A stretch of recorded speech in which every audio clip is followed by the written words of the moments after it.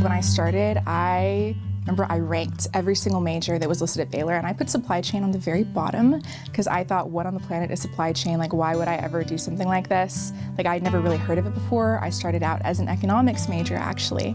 But then pretty soon I realized, economics really isn't for me, but there's this thing called marketing, and I really love marketing. But then, of course, I ended up focusing on supply chain, which I thought was just the worst thing I'd ever heard of when I first started out at Baylor. But then, of course, whenever COVID hit and you hear about the toilet paper crisis, you hear about a lack of tests and vaccines, and I really started learning, like, wow, supply chain is so critical, not only just for grocery stores and for things that don't really matter, in my opinion, but supply chain can literally affect whether people live or die or whether they have enough food on their table.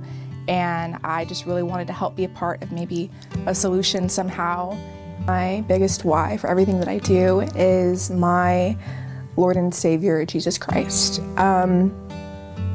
Even thinking back to high school when I thought, there was a point in my life where I'm not gonna graduate high school because my dad died during my freshman year, and I thought, this is it. I'm not gonna finish high school, much less go to college, much less go to Baylor University.